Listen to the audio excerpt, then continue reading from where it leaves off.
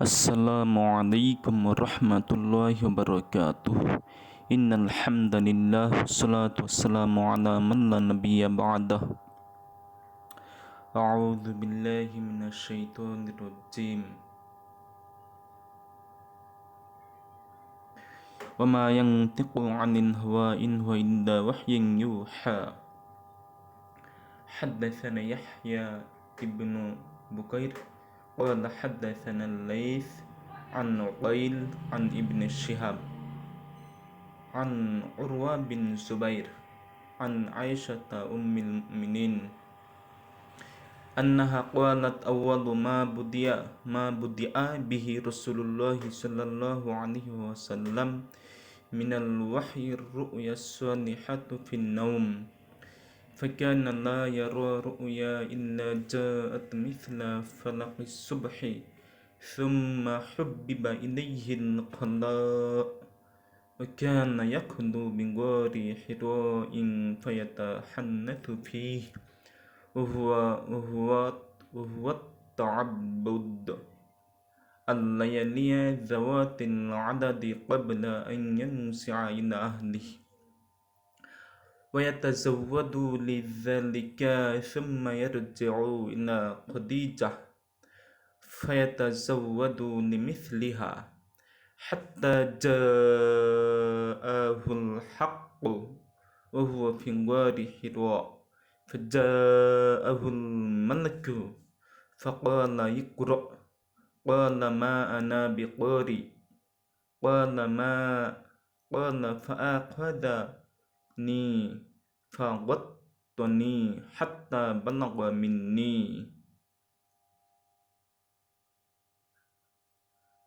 الجهد ثم أرسلني فقال اقرأ قلت ما أنا بقارئ فأخذني فغطني الثانية حتى بلغ مني الجهد ثم أرسلني فقال اقرأ فقلت ما أنا بقارئ فأخذني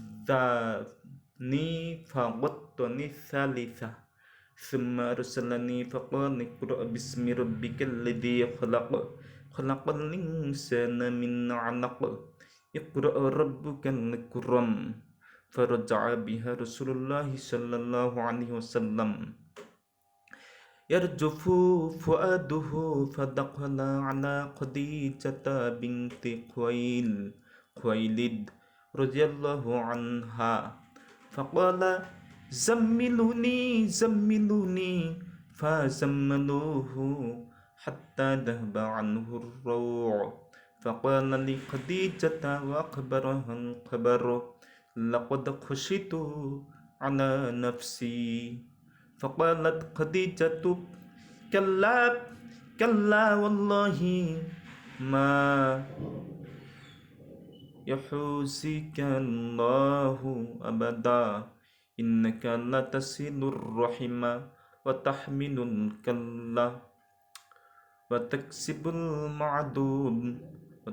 المعدوم وتقري الضيف وتعين على نوائب الحق فانطلقت به خديجة حتى أتت به ورقة بن نوفل بن أسد بن عبد العزى ابن عم خديجة وكان امرأة نصر في الجاهلية وكان يكتب الكتاب العبرانية فيكتب من الإنجيل بالعبرانية ما شاء الله أن يكتب وكان شيخا كبيرا قد عمي فقالت له خديجة يا ابن عم اسمع من ابن أخيك فقال له ورقة يا ابن أخي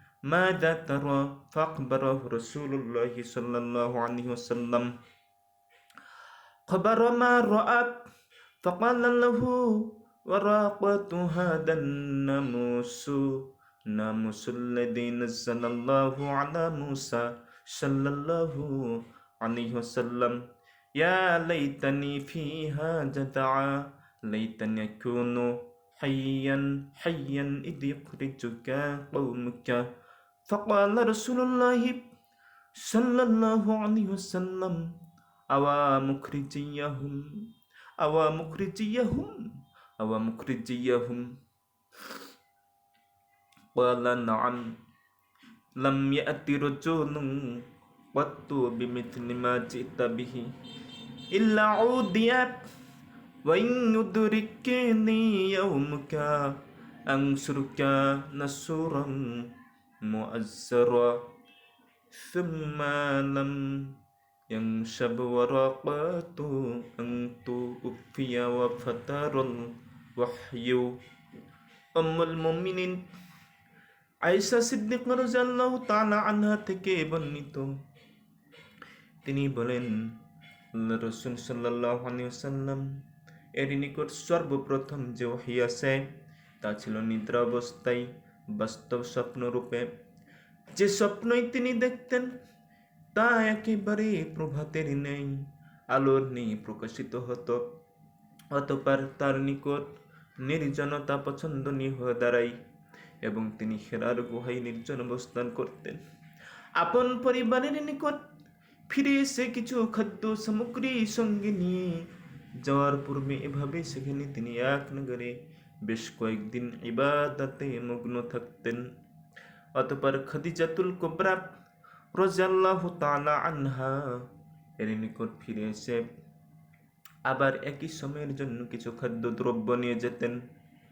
এভাবে হেরা গুহায় অবস্থানকালে তার নিকট ওহী আসলো। তার নিকট ফেরেশতা এসে বলল, ইকরা পাঠ করুন। আল্লাহ রাসূল সাল্লাল্লাহু আলাইহি সাল্লাম বলেন, ক্বালা রাসূলুল্লাহ সাল্লাল্লাহু আলাইহি সাল্লাম লা মা আনা বিকারি, আমি বললাম আমি পড়তে জানি না। তিনি সাল্লাল্লাহু আলাইহি সাল্লাম বললেন, অতঃপর সে আমাকে জড়িয়ে ধরে এমন ভাবে চাপ দিল যে আমার খুব কষ্ট হলো, কষ্ট হচ্ছিল, কষ্ট হচ্ছে। অতঃপর সে আমাকে ছেড়ে দিল, ছেড়ে দিয়ে আবার বলল, ইকরা পাঠ করুন। বলতো আমি বললাম, মা আনা বিকারি, আমি তো পড়তেই জানি না, আমি তো লেখাপড়া করি নাই, কিভাবে পড়ব? সেই দ্বিতীয়বার আমাকে জড়িয়ে ধরে এমন ভাবে চাপ দিল যে আমার খুব কষ্ট হলো। অতঃপর সে আমাকে ছেড়ে দিয়ে বলল, ইকরা পাঠ করুন। বলতো আমি উত্তরে দিলাম, মা আনা বিকারি, আমি তো কারি নই যে আমি পড়তে পারবো, অর্থাৎ আমি তো পড়তে জানি না। আমি কোনো স্কুলে, কোনো মাদ্রাসায়, কোনো কলেজে, কোনো শিক্ষা প্রতিষ্ঠানে, কোনো বিদ্যালয়ে তো ভর্তি হয়নি। এমনকি আমার বাপ মার কাছেও তো আমি লেখাপড়ার সুযোগ পাই নাই। পিতা তো মাতৃগর্ভে থাকা অবস্থায় দুনিয়া থেকে চলে গিয়েছেন। মা ছিলেন, কিন্তু মা তো মাত্র 6 বছর বয়সে চলে গেছেন। পূর্বকার কাছে দাদার কাছে ছিলাম, দাদাও দুনিয়া থেকে চলে গেল। চাচার কাছে ছিলাম, চাচাও তো আছে, কিন্তু কি লালিত পালিত ব্যবসা বাণিজ্য, ছোটবেলায় মেস চলার কাজে, এতিম অবস্থায় লালন পালন আল্লাহ তাআলা আমাকে ব্যবস্থা করে দিয়েছেন লালন পালনের। আমি আল্লাহর দয়ায় লালিত পালিত হয়েছি, বড় হয়েছি এভাবে। কিন্তু আমি তো লেখাপড়ার কোনো সুযোগ পাই না, আমি পড়তে জানি না, পড়তে পারি না, কিভাবে আমি পড়ব? এখন আল্লাহ রাসূল সাল্লাল্লাহু আলাইহি ওয়াসাল্লাম বলেন, অতঃপর তৃতীয়বারে তিনি আমাকে জড়িয়ে ধরে চাপ দিলেন, তারপর ছেড়ে দিয়ে বললেন, পাঠ করুন, ইকরা বিসমি রাব্বিকাল্লাযী খালাক খালাকাল ইনসানা মিন আলাক ইকরা রাব্বুকাল আকরাম আল্লাযী আল্লামা বিল কলম আল্লামাল ইনসানা মা লাম ইয়ালাম। আল্লাহ রাসূল সাল্লাল্লাহু আলাইহি ওয়াসাল্লাম সঙ্গে সঙ্গে সিনা খুলে গেল, মেধা খুনিগুলো পড়তে শুরু করলেন, অর্থাৎ পড়ুন, আপনার রবের নামে যিনি সৃষ্টি করেছেন মানুষকে জমাট রক্তপিণ্ড থেকে। পাঠ করুন। আর আপনার রব অতিশয় দয়ালু। সূরা তালাক 96 নম্বর সূরা 1 থেকে 3 নম্বর আয়াত। সূরা আলাক 96 নম্বর আয়াত 1 থেকে 3 নম্বর আয়াত বা 1 থেকে 5 নম্বর আয়াত, 5টি আয়াত। অতঃপর এই আয়াত নিয়ে আল্লাহ রাসূল সাল্লাল্লাহু আলাইহি ওয়াসাল্লাম প্রত্যাবর্তন করলেন। তার হৃদয় তখন কাঁপছিল। বায়াতের বাকি দুটি অর্থ হল, তিনি শিক্ষা দিয়েছেন মানুষকে কলম দ্বারা, শিক্ষা দিয়েছেন মানুষকে যা সে জানত না। অতঃপর নিয়ে আল্লাহ রাসূল সাল্লাল্লাহু আলাইহি ওয়াসাল্লাম প্রত্যাবর্তন করলেন, বাড়ি ফিরে গেলেন। তার হৃদয় তখন কাঁপছিল ভয়ে। কোনোদিন তোমার এরকম ঘটনা ঘটেনি।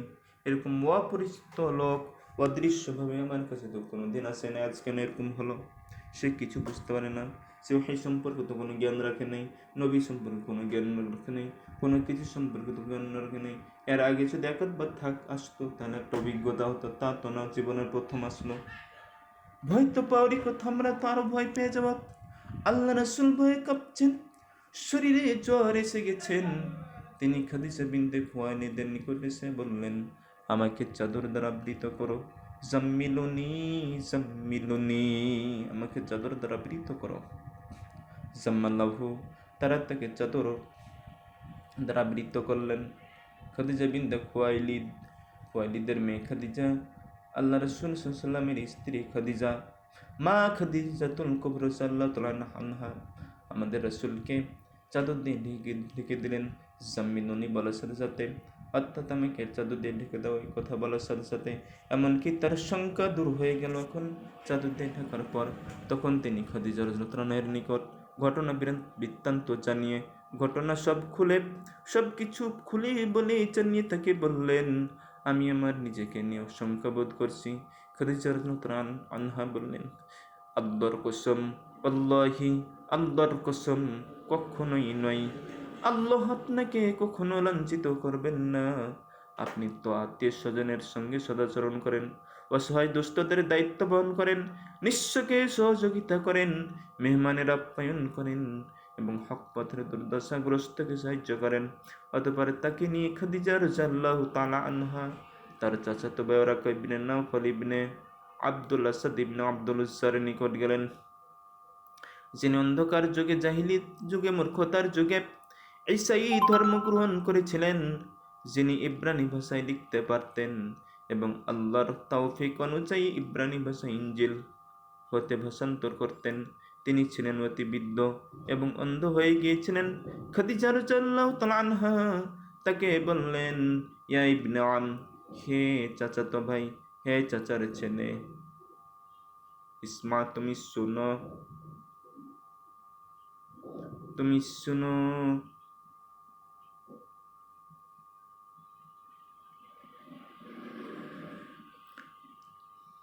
আপনার ভাতিজার কথা শুনুন। অর্থাৎ আপনার ভাতিজার কথা শুনুন। এখানে ইয়া ইবনে আম, ইসমা মিন ইবনে আখিকা, আপনি শুনুন আপনার ভাইয়ের ছেলে হতে। তার মানে ওরাকা ইবনে নাওফল ছিল আব্দুল্লাহ ভাই, ঠিক কিনা? আপনার ভাইয়ের ছেলের কাছ থেকে আপনি শুনুন। ইয়া ইবনে আম মিন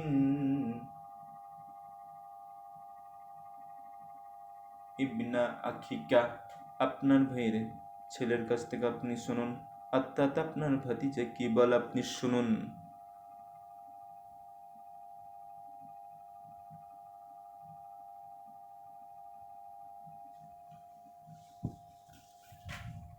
ওরাকা ইবনে নাওফল তাকে জিজ্ঞেস করলেন, ভাতিজা তুমি কি দেখো, কি দেখেছো বলো, কিসের জন্য তো কাঁপছো, ভয় পেয়েছ? আল্লাহ রাসূল সাল্লাল্লাহু আলাইহি ওয়াসাল্লাম যা দেখেছিলেন সবই বর্ণনা করলেন।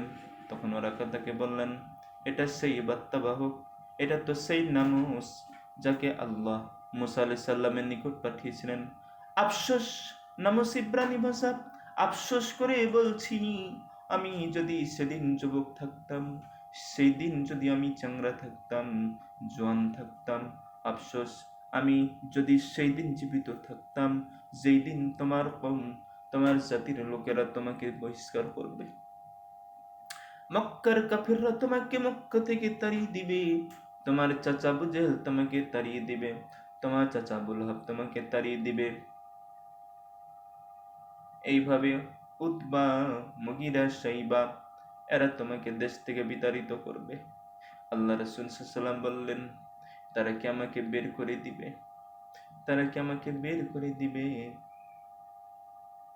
তিনি বললেন, নাম, হ্যাঁ, তারা তোমাকে বের করে দিবে, কারণ তুমি যা নিয়ে এসেছ অনুরূপহী কিছু যিনি নিয়ে এসেছেন তার সঙ্গে বৈরিতাপূর্ণ আচরণ করা হয়েছে। সেদিন যদি আমি থাকি বা বেঁচে থাকতাম তবে তোমাকে জোরালোভাবে সাহায্য করব। এর কিছুদিন পর ওয়ারাকার সাল্লাল্লাহু তাআলা আলাইহি ওয়াসাল্লাম ইন্তিকাল করেন। ইন্না লিল্লাহি ওয়া ইন্না ইলাইহি রাজিউন। আর ওহীর বিরতি ঘটে, ওহী থেমে গেল। 3392 নম্বর হাদিস, 4953, 4955, 4956, 4957, 6982। সহিহ মুসলিম 1/73, হাদিস 160, আহমদ 2618, আধুনিক প্রকাশনী 3, ইসলামিক ফাউন্ডেশন 3। সম্মানিত দর্শক মণ্ডলী, আজকের যে সংক্ষিপ্ত বিষয় আমরা শুনলাম হাদিস থেকে, সহিহ বুখারীর 3 নম্বর হাদিস আমরা আজকে শুনলাম। মহান আল্লাহ তাআলা এই ওহী নাজিলের এই ঘটনাটি থেকে আমাদের হৃদয়ঙ্গম করে বুঝার তৌফিক দান করুন। প্রকৃত ইমানদার হয়ে নবী এবং রাসূলদের উপর বিশ্বাস স্থাপন করে মুহাম্মদ সাল্লাল্লাহু আলাইহি ওয়াসাল্লামের শুধু আদর্শ মডেল মান্য করে, অনুসরণ করে, মেনে আল্লাহর হুকুম অনুযায়ী আমরা যেন ব্যক্তিগত, সামাজিক, রাষ্ট্রীয়, পারিবারিক সর্বক্ষেত্রে জীবনযাপন করতে পারি। আল্লাহ তাআলা ইমানি হায়াতে সেই তৌফিক দান করুন, আমিন। চ্যানেলটি সবাই সাবস্ক্রাইব করবেন, লাইক করবেন, কমেন্ট করবেন। পরবর্তী ভিডিও পাওয়ার জন্য আপনারা মতামত জানাবেন, কি বিষয়ে ভিডিও চান। আসসালামু আলাইকুম ওয়া রাহমাতুল্লাহি ওয়া বারাকাতুহু।